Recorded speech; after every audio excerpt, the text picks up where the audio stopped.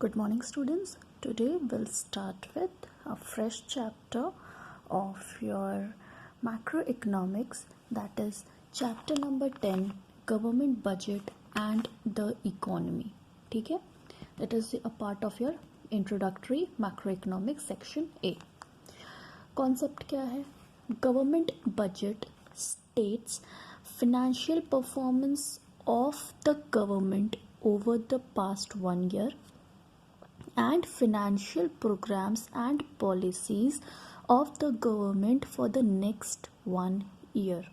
क्या होता है कि हर साल आप देखते हैं जो बजट होता है, गवर्नमेंट बजट, वो आपके जो असेंबली होती है उसमें उसको डिस्क्राइब किया जाता है, उसे लॉन्च किया जाता है.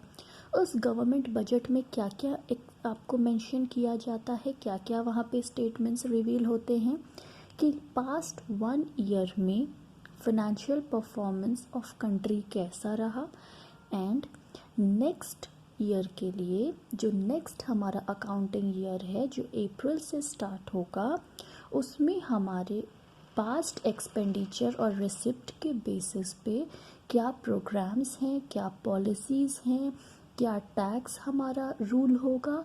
These all include in your financial programmes of the next financial year.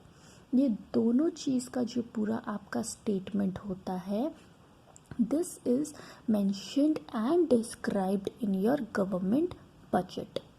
Now budgetary policy, the programs and policies of the government also known as fiscal policy. अभी आपको जब मैंने डेफिशिएंट एंड एक्सेस डिमांड पढ़ाया था previous chapter, तो उसमें हमने fiscal और मॉनेटरी पॉलिसी पढ़ी थी. फिस्कल पॉलिसी क्या थी? जो रेवेन्यू एंड एक्सपेंडिचर को कर्टेल करके मेंटेन करके गवर्नमेंट वहाँ पर जो करेक्शन करती है, that is your fiscal policy. वही चीज़ आप यहाँ याद रखेंगे कि the programmes and policies of the government also known as fiscal policy. अब अगर हम इसके एस्पेक्ट्स की बात करें, so we have 2 basic aspects.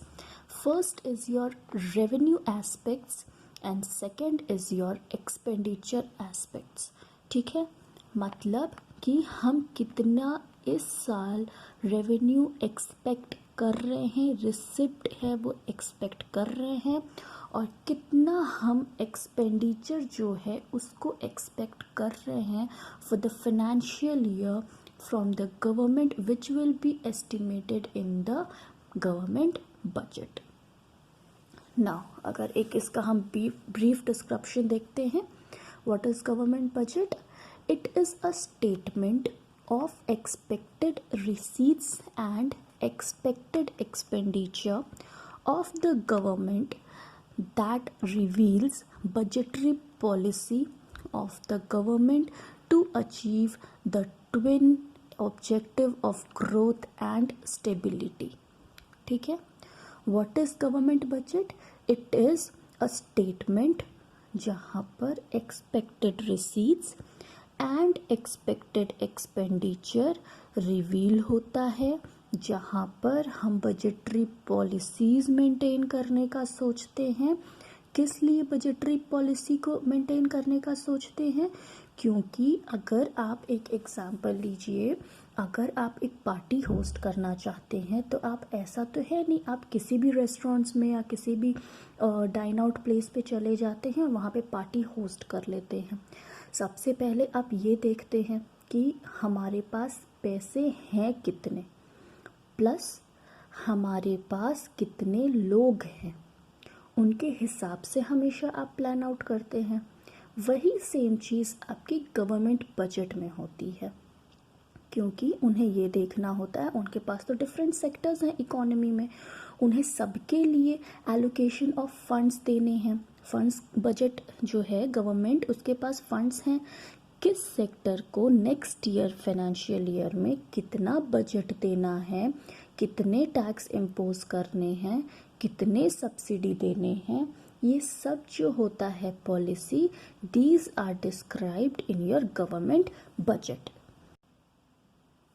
अब इसके आगे हमें ये देखना है कि ये जो गवर्नमेंट बजट हमने देखा, इसके ऑब्जेक्टिव क्या क्या हैं, क्यों गवर्नमेंट बजट इतना इम्पॉर्टेंट है, उसे बनाने से हम क्या क्या चीज़ों को हम अपने इकोनॉमी में मेंटेन कर लेते हैं। सबसे पहले जीडीपी ग्रोथ। गवर्नमेंट बजट बनाने का सबसे प्राइम ऑब्जेक्टिव है कि हमें जीडीपी ग्रोथ पे लानी है। तो जहाँ ज़्यादा फंड्स हम दे रहे हैं वहाँ से हम कॉन्ट्रैक्ट कर लेंगे, लिक्विडिटी वहाँ से वापस ले लेंगे। अगर किसी सेक्टर में हम एक्सेस दे रहे हैं, हमें उन सेक्टर्स पे फोकस करना है जहाँ पर इन्वेस्टमेंट की ज़रूरत है, वहाँ पे हम इन्वेस्टमेंट करेंगे कि हमें जीडीपी जो है उसमें हमारी इम्प्रूवमेंट हो जाए। Next is your allocation of resources. ये आपने 11th में भी पढ़ा है, 12th में भी पढ़ा है कि जो रिसोर्सेज होते हैं वो गवर्नमेंट के पास होते हैं। तो गवर्नमेंट को कितना किस सेक्टर को देना है, उनके प्रॉफिट मैक्सिमाइजेशन और सोशल वेलफेयर दोनों को ध्यान रखते हुए तो एलोकेशन ऑफ रिसोर्सेज के लिए भी बजट जो है प्राइम रोल प्ले करता है। Next is your provision of public goods. किस रेशियो में हमें वेलफेयर जो है उसको नेग्लेक्ट नहीं करना है, तो हमें पब्लिक गुड्स पे फोकस करना रहता है। Redistribution of income and wealth. Government का काम सिर्फ ये नहीं है कि प्रॉफिट मैक्सिमाइज करें और डेवलपमेंट ऑफ इकोनॉमी का सोचें। डेवलपमेंट ऑफ इकोनॉमी अगर वो सोच रहे हैं तो उनको इनकम एंड वेल्थ पे भी फोकस करना ज़रूरी है। और इनकम और वेल्थ को एक तरीका है अगर कर्टेल करने का, रिड्यूस करने का या इम्प्रूव करने का, तो वो है टैक्स एंड सब्सिडी पॉलिसीज़। और ये जो टैक्स एंड सब्सिडीज़ पॉलिसी है ये आपकी इंक्लूडेड होती है गवर्नमेंट बजट में। Next is your balanced regional growth. जो गवर्नमेंट बजट है उसमें अगर कोई रूरल एरिया है लेकिन पता है कि वहाँ पर एफिशिएंसी है, वहाँ पे कुछ अगर हम स्टैब्लिश करें तो वो एरिया ग्रो कर सकता है, तो उसके लिए क्या बजट जो होता है उसमें से मान लीजिए 500 करोड़ दे दिए जाते हैं उस रीजन के लिए, कि एक वहाँ पे कॉन्ट्रैक्ट दे दिया जाता है कि ठीक है यहाँ पे रोड्स बनेंगे, ब्रिजेस बनेंगी और उसके बाद यहाँ पे एक पावर प्लांट या एक इंडस्ट्री को इस्टेब्लिश करेंगे। तो इस तरीके से वो फंड्स कहाँ से आते हैं, वो फंड्स जो है वो गवर्नमेंट ही प्रोवाइड करती है। क्योंकि अगर कोई रीजन है जो बैकवर्ड है लेकिन उसको आगे लेके आना है, क्योंकि हमें स्टैंडर्ड ऑफ लिविंग भी बढ़ाना है, हमें गवर्नमेंट बजट में वेलफेयर ऑफ सोसाइटी भी देखनी है। सो दिस तरीके से हम बैलेंस्ड रीजनल ग्रोथ को अटेन कर सकते हैं। Then generation of employment opportunities. ये कैसे हो सकता है, जब बिजनेस में, एंटरप्राइजेस में इन्वेस्टमेंट होगा। सो गवर्नमेंट कई बार इन्वेस्टमेंट करके एम्प्लॉयमेंट जनरेशन अपॉर्चुनिटीज़ को वहाँ पर इम्प्रूव कर सकती है। And next is your to bring economic stability. कई बार इन्फ्लेशन और डिफ्लेशन होता है जो कि हमने प्रीवियस चैप्टर में पढ़ा था। वहाँ पे गवर्नमेंट कैसे फिस्कल पॉलिसी का रोल प्ले करके जो डिफ्लेशन और इन्फ्लेशन की सिचुएशन होती है, रिसेशन होता है, उसको वहाँ पर सही कर देती है, करेक्ट कर देती है। So these are the basic objectives of your government budget. Now अब हम इसे डिटेल में देख लेते हैं कि what are the objectives of, you could say, your government budget. सबसे पहले हम आते हैं जीडीपी ग्रोथ पे। सो सेंट्रल ऑब्जेक्टिव जो है गवर्नमेंट बजट का वो है जीडीपी ग्रोथ करना, जो कि दो तरीके से अचीव हो सकता है, by making public investment expenditure and by inducing private investment expenditure. GDP growth बढ़ाना है, पब्लिक इन्वेस्टमेंट एक्सपेंडिचर को बढ़ाएंगे, मार्केट में पैसा आएगा, बिजनेस और एंटरप्राइजेस में वो पैसा इन्वेस्टमेंट की तरह जब लगेगा, आउटपुट ज़्यादा होगी, आउटपुट ज़्यादा होगी तो फिर वहाँ पे लेवल ऑफ इनकम और एम्प्लॉयमेंट अपॉर्चुनिटीज़ वहाँ पे ग्रो करेंगी। Next is your allocation of resources. Resources are allocated in such a manner that balance is maintained between profit maximization and social welfare. Goods which are injurious to health is imposed with heavy tax and socially useful goods are provided with subsidies. क्या होता है कि resources जो हैं वो इस तरीके से एलोकेट किए जाते हैं सेक्टर्स को कि प्रॉफिट मैक्सिमाइजेशन भी हम अचीव कर सकें और सोशल वेलफेयर को हम नेग्लेक्ट ना करें, हम वो भी अचीव कर सकें। इसके लिए क्या करते हैं, जैसे आपके कुछ होते हैं यू कुड से गुड्स जैसे सिगरेट्स, अल्कोहल, इन पे क्या होता है गवर्नमेंट हेवी टैक्स इम्पोज करती है क्योंकि these are not socially good. ये सब चीज़ें जो हैं ये एक सोसाइटी के लिए अच्छी नहीं होती हैं, बट क्योंकि ये एक कंज्यूमर गुड्स हैं, कंज्यूमर कंजम्पशन होता है इनका, सो दे हैव टू प्रोड्यूस इस, तो इसके लिए क्या करते हैं इन सब चीज़ों पर टैक्सेस ज़्यादा लगाते हैं। गवर्नमेंट को यहाँ से लिकर से, अल्कोहल से, सिगरेट से टैक्स बहुत ज़्यादा आता है और वो कोशिश करते हैं इनके रिडक्शन के लिए, इसीलिए इतना हैवी टैक्स इन पे इम्पोज किया जाता है। वहीं जो सोशली यूज़फुल गुड्स हैं उन जैसे खादी हो गया, तो इन सब चीज़ों पर क्या होता है सब्सिडीज़ प्रोवाइड की जाती हैं। इनको और इम्प्रूव करने के लिए, इनकी प्रोडक्शन को और बढ़ाने के लिए सब्सिडी प्रोवाइड की जाती है, मतलब टैक्स में इनको छूट दे दी जाती है और अलग से इनको कुछ और स्कीम्स और बेनिफिट्स जो होते हैं वहाँ पे प्रोवाइड किए जाते हैं। Next is your provision of public goods. Some goods and its production does not depend upon market forces. Example, defense. With budgetary policy, allocation of funds is provided in order to sufficiently provide these goods. अब कुछ ऐसी चीज़ें होती हैं जो हम personally नहीं खरीदते लेकिन उनके लिए पैसों की ज़रूरत होती है, जैसे आपका डिफेंस है, आर्मी है, नेवी है, इन सब चीज़ों में जो हमारे इतने चॉपर्स होते हैं और आपके जो इतने सारे टनल्स वहाँ पे लगते हैं और इतने सारे टैंक्स वहाँ पे यूज़ होते हैं, मिसाइल्स होती हैं, बनती हैं, तो ये सब चीज़ों के लिए फ़ंड्स कहाँ से आते हैं? इसके लिए अलग से गवर्नमेंट जो है वो डिफेंस फंड्स बनाती है।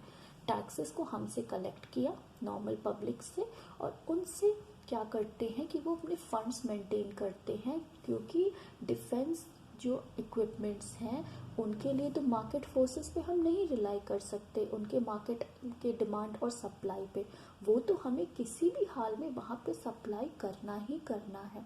सो इसके लिए बहुत ज़रूरी है कि जो आपके पब्लिक गुड्स होते हैं जो कंट्री के वेलबींग के लिए होते हैं उसके लिए प्रोविज़न पहले से बनाया जाता है इन बजट।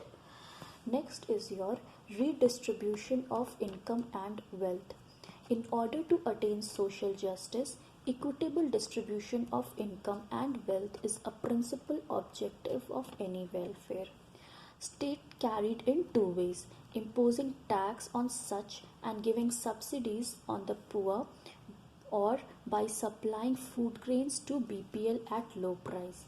अब बहुत ज़रूरी है कि इनकम और वेल्थ जो है उसका इक्वल डिस्ट्रीब्यूशन हो या फिर इस लेवल पर हो कि एक लेवल ऑफ लिविंग, एक स्टैंडर्ड ऑफ लिविंग जो है वो मेंटेन किया जा सके। अब ये कैसे होता है पॉसिबल? इसको लगाने के दो तरीके हैं इनकम एंड वेल्थ को मेंटेन करने के लिए। जो रिच हैं उन पे टैक्स लगाया जाए, जो पुअर हैं उनको सब्सिडी दी जाए, या फिर दूसरा तरीका है कि फूड ग्रेन्स जो हैं वो जो बिलो पॉवर्टी लाइन पॉपुलेशन है उनको लो प्राइस पे वो फूड ग्रेन्स प्रोवाइड किए जाएं। आप देखते होंगे बहुत से जगह पे राशन जो है वो बहुत कम रेट पे बढ़ता है। कुछ गवर्नमेंट के स्टोर्स होते हैं जहाँ पर बीपीएल कार्ड, जो राशन कार्ड बनता है, बीपीएल कार्ड बनता है, उसके बेसिस पे जाके वो जो पॉपुलेशन है वहाँ पे लो रेट में, लो प्राइस में वही फूड ग्रेन्स को वो वहाँ से परचेज कर सकते हैं। So this is also a part of government budget, इसके लिए भी फंड्स को मेंटेन किया जाता है। Next is your balanced regional growth. इसके लिए स्पेशल इकोनॉमिक जोन बनाए जाते हैं जहाँ पर जो टैक्स लॉज हैं उनको थोड़ा लिबरल कर दिया जाता है। जैसे मैंने आपको पढ़ाया था एक चैप्टर में आउटपुट में, जहाँ पर हमारा ये मेंशन था कि जो टैक्सेस होते हैं, अगर कोई बैकवर्ड रीजन में इस्टेब्लिश करता है अपना इंडस्ट्री तो उसको लिबरल हो जाते हैं, टैक्स में उसको कंसेशन मिल जाता है। तो वो कंसेशन उसे ऐसे ही स्पेशल इकोनॉमिक जोन्स में मिलते हैं जो बैकवर्ड रीजन में अगर कोई बिजनेस या फर्म को इस्टेब्लिश करते हैं, इंडस्ट्री को इस्टेब्लिश करते हैं, तो वहाँ उन्हें टैक्स में कंसेशन मिल जाता है। Then is your employment opportunities. Generation of employment opportunities is a prime objective through investment in public enterprises. ये बहुत ज़रूरी है कि जब एम्प्लॉयमेंट अपॉर्चुनिटीज़ को बढ़ाना है तो उस केस में क्या होता है कि पब्लिक एंटरप्राइजेस में गवर्नमेंट बजट द्वारा इन्वेस्टमेंट किया जाता है। Next is your economic stability. With market forces arises trade cycle, that is inflation, deflation and recession. Budget is used in such situations to achieve economic stability by investment to increase growth and development. क्या होता है कि जैसे हमने previous chapter में पढ़ा था excess demand and deficient demand के केस में कि इन्फ्लेशन और डिफ्लेशन, रिसेशन, इन सब की स्टेजेस जो हैं वो अराइव होती हैं। तो ये सब चीज़ें जब अराइज होती हैं तो जो बजट है वो बहुत यहाँ पे हेल्पफुल होता है इकोनॉमिक स्टेबिलिटी को लाने के लिए। जहाँ पर डिफ्लेशन है वहाँ इन्वेस्टमेंट कर देते हैं, वहाँ पर लिक्विडिटी प्रोवाइड कर देते हैं मार्केट में, और जहाँ दिखा कि मार्केट में एक्सेस डिमांड है वहाँ पे हैवी टैक्स बर्डन डाल के और डिफरेंट टाइप्स के ड्यूटीज़ और टैक्सेस को लगा के वहाँ से लिक्विडिटी जो है वो वापस मार्केट से, इकोनॉमी से वहाँ पे कॉन्ट्रास्ट कर लेते हैं। तो इस तरीके से जो गवर्नमेंट बजट है वो इकोनॉमिक स्टेबिलिटी को भी यहाँ पे मेंटेन ईजिली कर लेते हैं।